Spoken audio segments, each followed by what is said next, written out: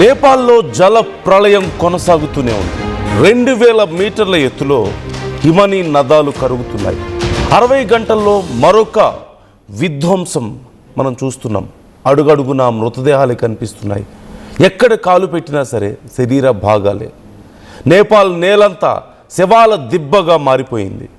ఏ క్షణం ఏ కొండ పడుతుందోననే టెన్షన్ అక్కడి ప్రజల్లో కనిపిస్తోంది. ఏ నది దూసుకొస్తుందో అన్న వణుకు కనిపిస్తోంది. ఒక్క చుక్క చినుకు లేకుండా దేశాన్నే ఇలా వరదలు ముంచెత్తిన ఘటన చూసి అందరూ ఆశ్చర్యపోతున్నారు. వరద బురదలో మృతదేహాలు కొట్టుకొస్తున్న తీరు చూసి ఒళ్ళు గగుట్ పొడిచి భయంతో వణుకుతున్నారు. బీహార్, ఉత్తరాఖండ్కు భారీ వరద ముప్పు పొంచి ఉంది అంటూ ఇప్పుడు భారత్ కూడా అలర్ట్ అయింది. అమర్నాథ్ యాత్ర, చార్ధామ్, నైమిషారణ్యంలో హై అలర్ట్ ప్రకటించారు. వేల మంది భక్తుల్ని తరలిస్తున్నారు. పశుపతినాథ్ నేపాల్ను శ్మశానం చేశావు కదయ్యా అంటూ శివభక్తులు గుండెలు బాదుకొని ఏడుస్తున్నటువంటి పరిస్థితి మనకు కనపడుతోంది. ఒకసారి మనం ఇప్పటికే చూస్తున్నాం, వరుసగా వస్తున్నటువంటి ఈ వరదలు నేపాల్ మొత్తాన్ని ముంచెత్తుతున్నాయి. తీరా చూస్తే అదిగో పైన ఆకాశం చూడండి, ఎంత నిర్మలంగా, ఎంత ప్రశాంతంగా ఉందో. చాలా నార్మల్ సన్లైట్ కనిపిస్తుంది, డ్రై వెదర్ కనిపిస్తుంది, వెరీ రెగ్యులర్ డేస్. కానీ మరోవైపు ఈ వరదలు ఊళ్ళకు ఊళ్ళే తుడిచిపెట్టేస్తున్నాయి. ఎప్పుడు ఎటువైపు నుంచి ఈ వరద పొంగుకొస్తుందో, ఎక్కడి నుంచి తమ ప్రాణాలకు ముప్పు పొంచి ఉందో తెలియని పరిస్థితుల్లో అక్కడి ప్రజలు ఉన్నారు. కొన్ని వేల మంది ప్రజలు అక్కడ చిక్కుకుపోయారు. ఇదేదో ఒక భారీ వర్షం వల్ల వచ్చినటువంటి ఒక ఫ్లాష్ ఫ్లడ్ కాదు. అక్కడి మంచు కొండలు కరిగి నదిలో పడడంతో, మంచు కొండలంటే మనం చిన్న చిన్న కాలువల్లో పడినట్టు కాదు కదా, ఇక్కడ మంచు కొండ, గ్లేషియర్స్, ఇన్ఫ్యాక్ట్ ఇంకా చెప్పాలంటే అవలాంచ్లు అక్కడ జరుగుతున్నాయి. ఒక పెద్ద ఉత్పాతం, మంచు కొండ, ఒక భారీ కొండ గనక కరిగి ఒక్కసారిగా జారి అక్కడ ఉన్నటువంటి నదిలో పడిపోయింది. దానివల్ల నదిలో ఒక్కసారిగా ఒక పెద్ద కుదుపు, ఒక సునామీ లాంటి ఇంపాక్ట్ కనిపించింది. దానివల్ల ఆ నీరంతా కూడా చుట్టూ స్ప్రెడ్ అయిపోయింది, ఊళ్ళన్నీ ముంచేసింది. ఇప్పుడు ఆ మంచు మొత్తం కరుగుతుంది. జస్ట్ ఇమాజిన్ పరిస్థితి ఎంత దారుణంగా ఉందో. ఇప్పటికే 1468 మంది గల్లంతయ్యారు. ఒకరా, ఇద్దరా, 10 మందా, 100 మందా? 1000 మందికి పైగా, సుమారుగా 1500 మంది గల్లంతయ్యారు అంటూ తెలుస్తోంది. అండ్ ఈ సంఖ్య మరింత భారీగా పెరిగే అవకాశం కూడా కనిపిస్తుంది. వి డోంట్ నో ఇది డబుల్ అవుతుందో, ట్రిపుల్ అవుతుందో, ఇంకా ఎన్ని రెట్లు పెరుగుతుందో తెలియని ఒక భయంకరమైనటువంటి పరిస్థితి. కొన్ని వేల మంది కొట్టుకుపోయారు. దాదాపుగా 392 మంది మృతి చెందారు అంటున్నారు. అంటే అప్రాక్సిమేట్లీ 400 మెంబర్స్ ఇప్పటికే ప్రాణాలు కోల్పోయారు. 400 మంది. ఎన్ని కుటుంబాలు విధ్వంసం అయ్యాయో, విచ్ఛిన్నం అయ్యాయో మనం ఒకసారి చూడొచ్చు. ఇక ఎన్ని ఊళ్ళు కొట్టుకుపోయాయో, ఎన్ని ఇళ్ళు కొట్టుకుపోయాయో ఊహించుకుంటేనే భయం వేస్తుంది. ఇటు నేపాల్తో పాటు టిబెట్ వైపు కూడా ప్రాణ నష్టం, ఆస్తి నష్టం జరిగిందని చెప్తున్నారు. అక్కడున్న రోడ్లు, వంతెనలు, ఇళ్ళు, విద్యుత్ ప్రాజెక్ట్స్, సరిహద్దు మౌలిక వస్తువులకు సంబంధించిన అన్నీ కూడా కొట్టుకుపోతున్నాయి. కొన్ని ప్రాంతాలకు రోడ్డు మార్గం పూర్తిగా డిస్కనెక్ట్ అయిపోయింది. అక్కడ కనీసం సహాయక చర్యలు చేయడానికి కూడా అవకాశం లేదు. ఒక ఊరుకు ఊరు కొట్టుకుపోయి ఎవరో కొంతమంది బ్రతుకున్నారేమో అన్న ఆలోచనలో ఉండి అక్కడికి వెళ్ళి హెల్ప్ చేద్దామంటే 1-2 హెలికాప్టర్స్ లేదు, కొన్ని హెలికాప్టర్స్ని వాడుతున్నారు, కానీ అవి సరిపోవడం లేదు. రోడ్ కనెక్టివిటీ ఉంటే ఇమీడియట్గా అక్కడికి చేరుకోవడానికి అవకాశం ఉంటుంది. ఆ అవకాశం లేదు.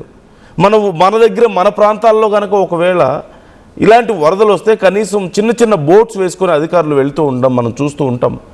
కానీ అదంతా కొండ ప్రాంతం, ఏటవాలుగా ఉండేటువంటి ప్రాంతం.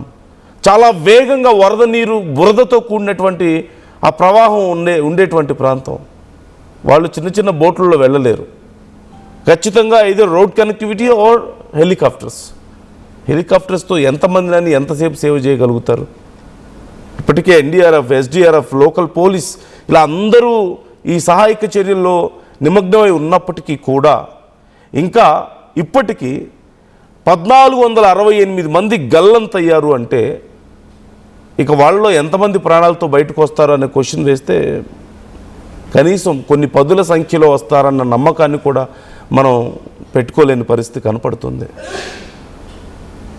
ఇప్పటికే ఆల్మోస్ట్ 400 మంది మృతి చెందారు అంటూ తెలుస్తోంది. ఇక ఎన్ని వందల మంది ఈ మృతుల సంఖ్య పెరగబోతోంది అనేది తలుచుకుంటూనే భయం వేస్తుంది. ఈ ఐస్ రాక్, ఈ అవలాంచ్ కారణంగా భారీగా నీరు, మంచు, రాళ్ళు నదిలోకి పడ్డాయి. ఆ కొండ మీద నుంచి జారినటువంటి రాళ్ళు, డస్ట్, అలాగే మంచు ఇవన్నీ ఆ నదిలో పడడం వల్ల అది బోటేకోసి, త్రిశూలి, నారాయణి నదుల్లో ఒక్కసారిగా వరదని పెంచేసింది.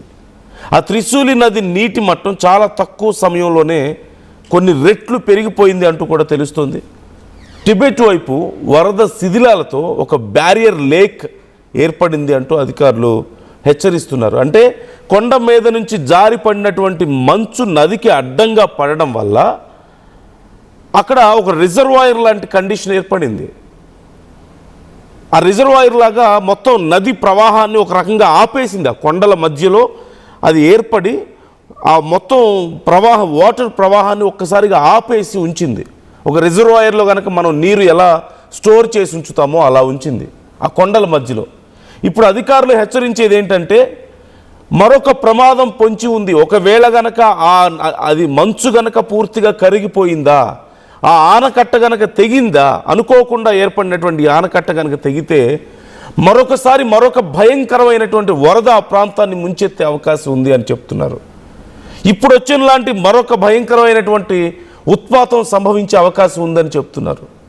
అంటే ఇంకెంత భయంకరమైన నష్టాన్ని మనం చూడబోతున్నామో, పరిస్థితులను చూడబోతున్నామో ఊహించుకుంటేనే ఇన్ఫ్యాక్ట్ ఊహకు కూడా అందడం లేదు అలాంటి పరిస్థితి.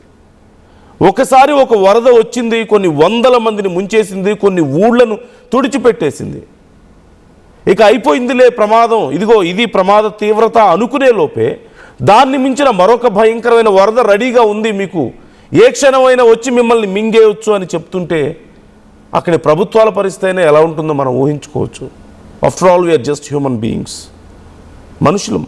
మనం చూసాం కదా, 4-5 అంతస్తుల ఎత్తున కొండల మధ్యలోంచి దూసుకొస్తున్నటువంటి ఆ వరద ప్రవాహాన్ని చూసి పరిగెడుతున్న వాళ్ళు ఇక ఒకానొక సమయంలో ఆగిపోయారు.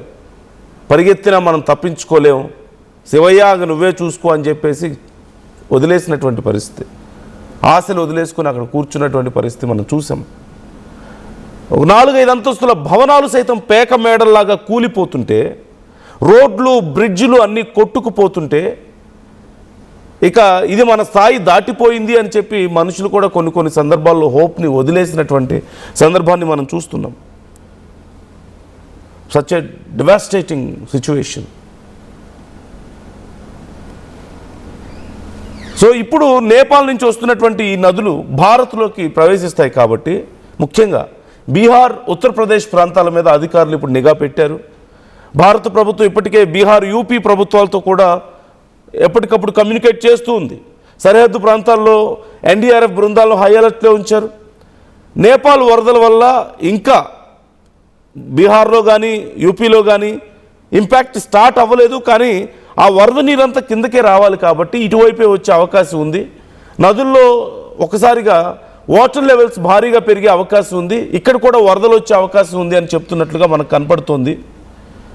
సో ఖచ్చితంగా చాలా సివియర్ ఇంపాక్ట్ ఇండియా మీద కూడా ఉండబోతోంది. ముఖ్యంగా ఈ 2 రాష్ట్రాల మీద, బీహార్ అండ్ యూపీ మీద ఉండే అవకాశం ఉందని చెప్తున్నారు. ఎన్డీఆర్ఎఫ్ బృందాలు రెడీగా ఉన్నాయి. ఇక అక్కడ నేపాల్లో పర్యటనకు వెళ్ళినటువంటి కైలాస్ మానస్ సరోవర్ యాత్రికులు అండ్ హైడ్రో పవర్ ప్రాజెక్టులో పనిచేసే వారిలో చాలామంది భారతీయులు కూడా ఉన్నారు. దాదాపుగా 290 మంది భారతీయులు ప్రస్తుతం ఆచూకీ తెలియకుండా పోయిన పరిస్థితి మనం చూస్తున్నాం. ఇండియన్ గవర్నమెంట్ కూడా ట్రై చేస్తుంది, అక్కడున్న అధికారులతో మాట్లాడుతుంది. ఎంఈఏ రెస్పాండ్ అయింది, మినిస్ట్రీ ఆఫ్ ఎక్స్టర్నల్ అఫైర్స్, అలాగే అక్కడ ఉన్నటువంటి ఎంబసీ కూడా కొన్ని టోల్ ఫ్రీ నంబర్స్ని ఇచ్చింది. ఒకవేళ మీకు తెలిసిన వాళ్ళు ఎవరైనా, మీకు సంబంధించిన వాళ్ళు ఎవరైనా అక్కడికి వెళ్తే వాళ్ళ ఆచూకీ కోసం ఆ టోల్ ఫ్రీ నంబర్స్కి కూడా కాల్ చేయొచ్చు. కాల్ చేసి అట్లీస్ట్ మీ వాళ్ళకి సంబంధించిన ఏదైనా సమాచారం దొరుకుతుందేమో ట్రై చేయడానికి అవకాశం ఉంది. ఇప్పటి వరకు 290 మంది భారతీయులు ఇంకా కాంటాక్ట్లోకి రాలేదు, అంటే మిస్ అయి ఉన్నారు. వాళ్ళలో ఎంతమంది ఉన్నారో ఎంతమంది లేరో గుర్తించడం కష్టం. బట్ కొన్ని వందల మంది భారతీయులు ప్రాణాలు కోల్పోయారు. ఇది మాత్రం ఒక భయంకరమైనటువంటి నిజం. 84 మెంబర్స్ ఇప్పటి వరకు రక్షించబడ్డారు. 63 మంది ఈ 84 మెంబర్స్లో 63 మెంబర్స్ త్రిశూలి-1 హైడ్రో పవర్ ప్రాజెక్టులో పనిచేస్తున్న భారతీయ కార్మికులు అంటూ తెలుస్తుంది. అలాగే తమిళనాడుకు సంబంధించిన వాళ్ళని 21 మందిని కూడా రక్షించారు. వీరు కైలాస్ మానస్ సరోవర్ యాత్రకు వెళ్ళిన వాళ్ళు అంటూ కూడా తెలుస్తుంది. ఒక్కసారి ఆర్టీవీ అంటే ఈ ప్రమాదం ఇంత భయంకరమైనటువంటి వరదలకు అసలు ఏం కారణమైంది? ఒక చుక్క వాన లేదు, వాతావరణం ఇంత ప్రశాంతంగా ఉంది, ఆకాశం అంతా బాగానే ఉంది, కానీ ఇంత భారీ వరదలు ఎక్కడి నుంచి వచ్చాయి ఆల్ ఆఫ్ సడన్గా అని అర్థం కాని వాళ్ళకి ఇదిగో ఆర్టీవీ చూపిస్తుంది. మీకు ఏం జరిగి ఉండొచ్చు అనేది మీకు అర్థమవుతుంది. ఒకసారి మీరు చూడండి, అలా జరిగింది. పైన ఉన్నటువంటి మంచు కొండ ఒక్కసారిగా ఒక భారీ మంచు కొండ విరిగి నదిలో పడిపోయింది. అండ్ దెన్ దిస్ చూడండి, చుట్టుపక్కల ప్రాంతాలకి ఆ వరద నీరు.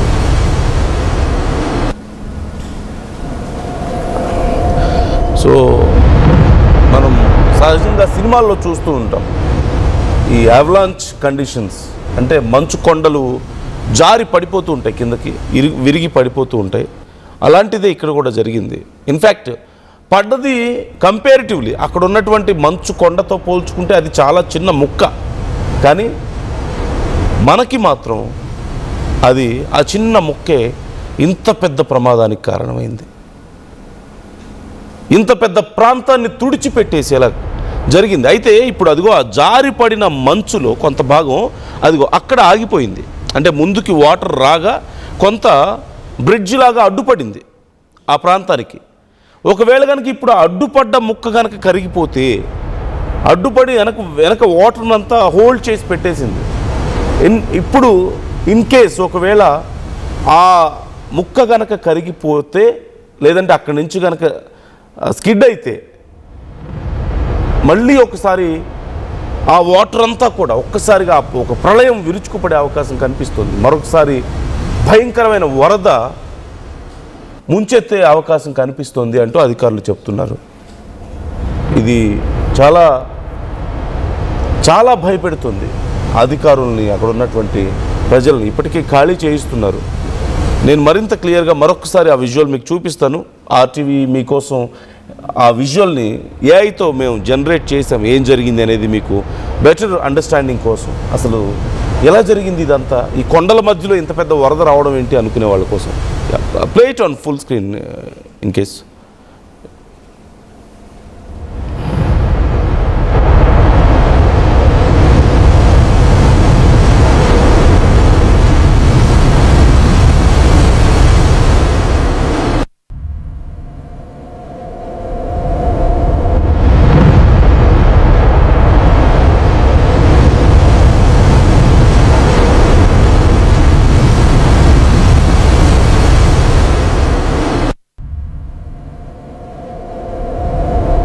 చూస్తున్నారు కదా పరిస్థితి, ఇది ఇలా జరిగింది.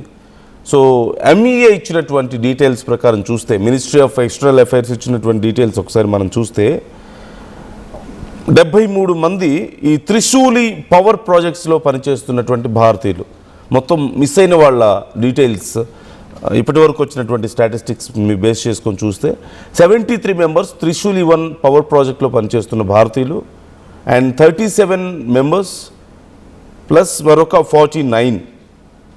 సో వీళ్ళంతా కూడా తమిళనాడుకు చెందిన 2 కైలాస్ మానస్ సరోవర్ యాత్ర బృందాలు. అంటే ఒక బృందం 37 మంది, ఒక బృందం 49 మంది.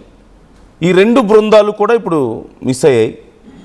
32 మంది వెస్ట్ బెంగాల్కు చెందినటువంటి యాత్రికులు ఉన్నారంటున్నారు. అండ్ 61 మంది ఇతర రాష్ట్రాలకి చెందినటువంటి ఇంకా భారతీయులు ఉన్నారు. ఒక 33 మంది కేరళకు సంబంధించిన వాళ్ళు కూడా ఉన్నట్లుగా తెలుస్తుంది. ఓవరాల్గా 219 మెంబర్స్ మిస్ అయ్యారు అంటూ ఇప్పటికే MEA చెప్తుంది, మినిస్ట్రీ ఆఫ్ ఎక్స్టర్నల్ అఫైర్స్ చెప్తున్నటువంటి పరిస్థితి కనిపిస్తుంది. మరోవైపు మీరు ఇప్పటికే చూశారు, ఈషా ఫౌండేషన్ నుంచి వెళ్ళినటువంటి టీమ్స్ ఇక రాలేరు అంటూ ఈవెన్ సద్గురు కూడా కన్నీరు పెట్టుకున్నటువంటి పరిస్థితి. ఆయన కూడా బర్స్ట్ అయ్యారు. ఆయన కూడా ఎంతో బాధపడుతూ ఏడుస్తూ చెప్పినట్టు అనౌన్స్ చేసినటువంటి సందర్భం. Even whole Isha foundation is in tears now. So ఒక్కసారి దీనికి సంబంధించి అక్కడున్న టూరిస్టులు ఏమంటున్నారో అక్కడున్న సిచ్యువేషన్కి సంబంధించి చూద్దాం. हमारे डैडी उधर वो हाइड्रो पावर पे काम करते थे, ऊपर 3A पे पता नहीं वो प्राविधि पे काम करते थे, नहीं मालूम। वो उनका सुबह ड्यूटी थे, अभी तक संपर्क नहीं हो गए। वो आपके पिताजी हैं, किस जगह से आए हो? हम रसुआ बथुआ से। काफी नुकसान है वहाँ पे। हाँ, वो कुछ भी नहीं है उधर, और सब कुछ कौन भी नहीं है। मेरा जान माल का काफी नुकसान हुआ। हाँ, मेरा आपके गाँव परिवार नहीं के है। लोग भी मिसिंग हैं हाँ, क्या? मेरा बाप और माँ नहीं है। हाम्रा भान्सा विभागका 15 कर्मचारीहरू मिसिङ हुनुहुन्छ। उहाँको केही पत्ता लाग्छ कि भनेर म यहाँसम्म आएको।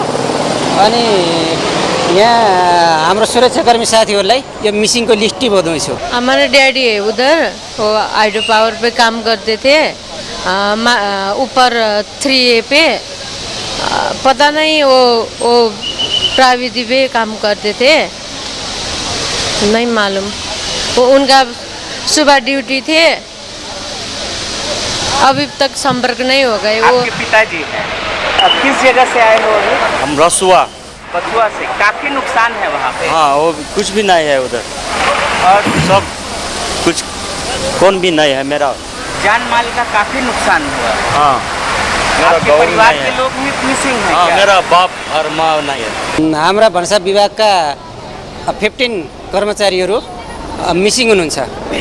उहाँको केही पत्ता लाग्छ कि भनेर म यहाँ సో ఇప్పటి వరకు మనం చూసాం కదా, కుటుంబ సభ్యులను కోల్పోయి భర్తను కోల్పోయిన ఒక మహిళ, అలాగే తల్లిని కోల్పోయి ఒక చిన్న బిడ్డ, తల్లిని కోల్పోతే ఆ బిడ్డను ఎత్తుకొని అక్కడ ఉన్నటువంటి ఆ భర్త, ఇక తమ బంధువులు 20 మంది పోయారు, 25 మంది కనిపించడం లేదు అంటూ చెప్తున్నటువంటి మరొక అక్కడ ఉన్నటువంటి గ్రామంలోని కొంతమంది, ఇలా మనం చూస్తున్నాం.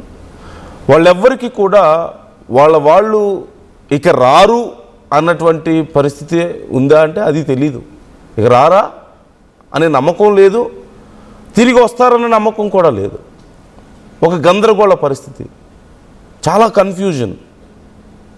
మరోవైపు ఆ బురదలో ఇరుక్కుపోయి ఆ పెద్ద పెద్ద రాళ్ళు, బరువైనటువంటి ఆ బురద నీటి ప్రవాహంలో కొట్టుకుపోయి ఒక బొమ్మల్లాగా కొట్టుకుపోయి ఛిద్రమైనటువంటి శరీర భాగాలు ఎన్నో ఉన్నాయి.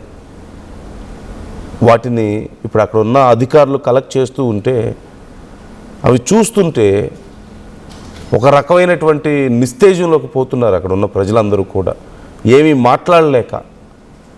అప్పటి వరకు చాలా సరదాగా ఉన్నటువంటి తమ వాళ్ళు అక్కడ ఉన్నటువంటి అందమైనటువంటి ప్రదేశాలను చూస్తూ, ఆ కొండలను చూస్తూ, ఆ శివయ్య దర్శనం చేసుకోవడానికి వెళ్ళిన కొంతమంది, కైలాస్ మానస్ సరోవర్ యాత్రకు వెళ్ళి ఏకంగా కైలాసాన్నే చూసామన్న ఒక అనుభూతిని పొందడానికి వెళ్ళినటువంటి ఎంతోమంది ఒక్కసారిగా వచ్చినటువంటి ఈ విపత్తుతో వాళ్ళందరూ కూడా ఒక రకంగా ఒక షాక్లో ఉన్నారు. పోయిన వాళ్ళు ఏం జరుగుతుందో అర్థమయ్యేలోపే పోయారు, ఉన్నవాళ్ళు ఏం జరిగిందో జీర్ణించుకోలేకపోతున్నారు ఇప్పటికి కూడా. అండ్ మరొకసారి ఇలాంటి విపత్తు పొంచి ఉంది అంటూ అధికారులు చెప్తున్నారు. సో ఇది ఇంకా భయపెడుతుంది. ఉన్న దాంట్లోంచి తేరుకోవడానికే ఎంత సమయం పెడుతుందో తెలియని సందర్భం ఉంటే మరొకసారి ఇలాంటి విపత్తు రావచ్చు అని, ఇంతకంటే భయంకరమైన విపత్తు కూడా రావచ్చు అని అధికారులు చెప్తుంటే ఏమీ చేయలేక ఒక చేష్టలు ఉడికిపోయి చూస్తున్నటువంటి సందర్భం కనపడుతుంది. ఇంకోసారి ఇలాంటిది వస్తే ఏం చేయాలి మనం అనేది వాళ్ళకు కూడా అర్థం కావడం లేదు. ఎందుకంటే రోడ్లు జనరల్గా ఏదైనా ఒక సమస్య వస్తే ఎన్డీఆర్ఎఫ్ బృందాలైనా, ఎస్డీఆర్ఎఫ్ బృందాలైనా, స్థానిక పోలీసులైనా, ప్రజలైనా, అధికారులైనా, ఎవరైనా సరే ఏదో ఒక సోర్స్ ఉండాలి వాళ్ళకి.